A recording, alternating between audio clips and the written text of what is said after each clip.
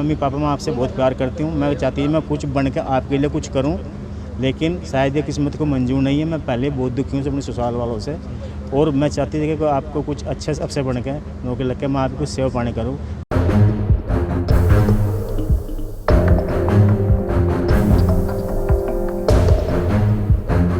मेरा तो नाश कर ही दिया जी। देखो जी, मैं तो नाश इतना हो लिया जी कि मैं परेशान हूँ। इसने आ गई है 7 दिन दे रहे मेरा कभी डॉक्टर में आ रहा हूँ, मेरा तो बर्बाद, मैं तो सत्यानाश कर दिया इन्होंने। मम्मी पापा, मैं आपसे बहुत प्यार करती हूँ। मेरा मन बहुत परेशान रहता है, इसलिए मैं आपको और परेशान नहीं करना चाहती हूँ। और आखिर में लिखा कि शायद भगवान को यही मंजूर होगा। माफ़ कर देना मुझे। अंदर ही अंदर घुट कर जीने को जी नहीं चाहता। रोज़ अंदर से रहता है कि मर जाऊं। ख्याल रखना अपना। बस इतना लिखने के बाद ज्योति ने फांसी का फंदा लगाकर जान दे दी। वहीं ज्योति के चले जाने के बाद से पिता रोते हुए कह रहा है कि उसे इंसाफ चाहिए। उसके लिए वो हर जगह जाएंगे और बेटी को इंसाफ जरूर दिलवाएंगे। आपको पूरा मामला बताते हैं। तारीख 11 दिसंबर 2020 को पिता ने बेटी की शादी रुड़की में की थी। पिता का आरोप है कि शादी के कुछ दिन बाद से ही उसके ससुराल वाले उसको दहेज के लिए तंग करते थे। न सिर्फ दहेज बल्कि उसके साथ मारपीट भी करते थे, जिसकी वजह से बेटी काफी परेशान रहती थी। पिता का आरोप है कि ससुराल वालों से परेशान होकर उसने सुसाइड कर लिया है। 11 दिसंबर 2020 को लड़की की शादी मैंने रुड़की में जा की थी, और उसके बाद लड़की को परेशान किया गया दहेज के उसमें, मोटरसाइकिल दो, बुलेट दो। उसके बाद टॉर्चर पर टॉर्चर, मारपीट करना, सारे काम करना जोन से हुए उन्होंने करी है। लड़की ने तो बताई, हमने उसके बाप को बुला फिर समझाने कहते भेज दो, आगे नहीं होना था। फिर वही कार्रवाई हुई है।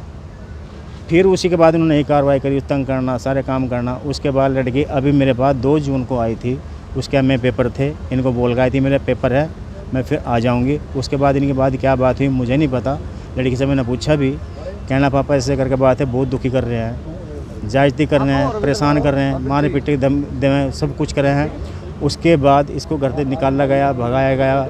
और उसके बाद जब मैं घर आया टेंशन से मैं थी कल, तो उसने 7:55 लगा फांसी लगा पंखे में अपनी जीवन लीला समाप्त कर ली। और कल से पहले तो पुलिस वाले ने तंग किया, भाई तेरे करने का फल है जो तेरे आगे आ रहा है।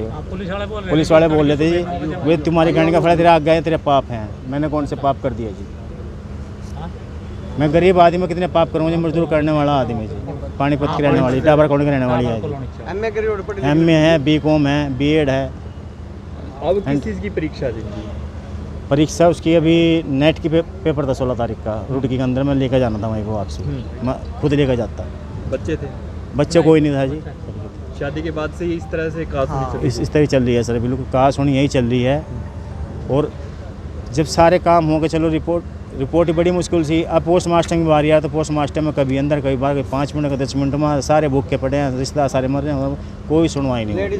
लेडीज के कभी ऐसा भी हो, कभी मारपीट भी हुई काश उनके साथ? हाँ हुई है, मारपीट हुई है जी, मारपीट भी हुई है, मारपीट नहीं हुई, मारपीट भी हुई है जी।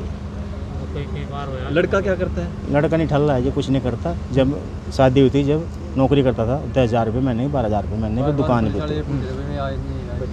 और बार पुलिस वालों ने पूछे जी, आए नहीं, पता नहीं क्या सेटिंग कर रहे, पैसे खा रहे, मुझे नहीं पता जी कि आ लिए नहीं आ लिए। बस इस पर ध्यान नहीं, उन पर ध्यान है कि वो दूध देने वाली पार्टी है, दूध देने वाली भैंस है। मैं दूध देने वाली भैंस ही नहीं हूँ, मैं भूखा आदमी हूँ। बस ये हो रहा है। पिता ने बताया कि बेटी का पेपर था, वो ससुराल से पानीपत अपने मायके आई थी, लेकिन बीती देर शाम बेटी ने सुसाइड करने से पहले एक सुसाइड नोट भी लिखा, जिसमें उसने आखिर में लिखा है कि मुझे हाथ लगाने का हक सिर्फ मम्मी पापा को है। राजीव और उसके परिवार वालों को हाथ मत लगाने देना, यही रिक्वेस्ट है। वहीं सुसाइड नोट लिखने के बाद विवाहिता ने फांसी का फंदा लगाकर जान दे दी। बता रहे हैं कुछ छोटा सुसाइड नोट पता है मेरी, उसमें क्या लिखा था? उसमें ही लिखा कि मेरी डेथ, मैं आपसे खुद ही मम्मी पापा मैं आपसे बहुत प्यार करती हूँ, मैं चाहती हूँ मैं कुछ बन के आपके लिए कुछ करूँ, लेकिन शायद ये किस्मत को मंजूर नहीं है। मैं पहले बहुत दुखी हूँ अपने ससुराल वालों से, और मैं चाहती थी कि आपको कुछ अच्छे से अफसर बन के नौकरी लग के मैं आपको कुछ सेवा पानी करूँ, पर मैंने के भाई आगे लिखा के अपनी छोटी बहन के लिए, मानसी आगे तेरी जिम्मेदारी है मम्मी पापा की, मम्मी पापा अकेले हैं, बीमार रहते हैं। दूसरे अपने मौसी के लड़के को बोल के कहना है पापा का ध्यान रखना है, मौसा जी का वो बीमार रहते हैं, पापा उनको BP आएगी है, कुछ ले लो। उसके बाद उसने ये भी लिखा कि मेरा समय आज तक ही था और मेरे शरीर पे राजीव के परिवार का किसी का भी हाथ नहीं लगा, मेरे मम्मी पापा का हाथ लगना चाहिए और किसी का नहीं। परेशान थी इतनी घनी परेशान थी छोरी, इतनी परेशान थी जी। मेरा तो नाश कर ही दिया जी। देखो जी मैं तो नाश इतना हो लिया जी कि मैं परेशान हूँ इस टाइम। आ गई है 7 दिन दे रहे मेरा कभी डॉक्टर में आ रहा हूँ, मेरा तो बर्बाद, मैं तो सत्यानाश कर दिया इन्होंने और आगे ही नहीं सुन पा रहे कहते ही जी। क्या चाहते हो? चाहते मुझे तो इंसान मैं कार्रवाई जो है जांच कार्रवाई होनी चाहिए, संस्कार हो जाए, टाइम तो जो भी नहीं कर पा दे रहा जी। बस ये चले पैसा मिल जाए, किसी तरह मिल जाए, मैं ताड़ लो पीछे ताड़ लो जी। मैं तो यहाँ करें यहाँ कर जाऊँगा, मैं तो कार्रवाई करने मैं चुप नहीं बैठूंगा जी। बिल्कुल बेटी थी, सबसे बड़ी वही थी जी, 2 से छोटी हैं। वहीं शव का पोस्टमार्टम करवाने के लिए शव को सिविल अस्पताल लाया गया, जहां पर पिता ने आरोप लगाते हुए कहा कि उनकी ना तो डॉक्टर सुन रहे हैं और ना ही पुलिस। उनका कहना है कि उन्हें बेटी को इंसाफ दिलवाना है। तो आपसे अपील, इस वीडियो को शेयर जरूर करें। वॉइस ऑफ पानीपत के लिए ब्यूरो रिपोर्ट। मम्मी पापा मैं आपसे बहुत प्यार करती हूँ, मैं चाहती हूँ मैं कुछ बन के आपके लिए कुछ करूँ, लेकिन शायद ये किस्मत को मंजूर नहीं है। मैं पहले बहुत दुखी हूँ अपने ससुराल वालों से और मैं चाहती थी कि आपको कुछ अच्छे अफसर बन के नौकरी लग के मैं आपको सेवा पानी करूँ। मेरा तो नाश कर ही दिया जी। देखो जी मैं तो नाश इतना हो लिया जी कि मैं परेशान हूँ इस टाइम। आ गई है 7 दिन दे रहे मेरा कभी डॉक्टर में आ रहा हूँ, मेरा तो बर्बाद, मैं तो सत्यानाश कर दिया इन्होंने।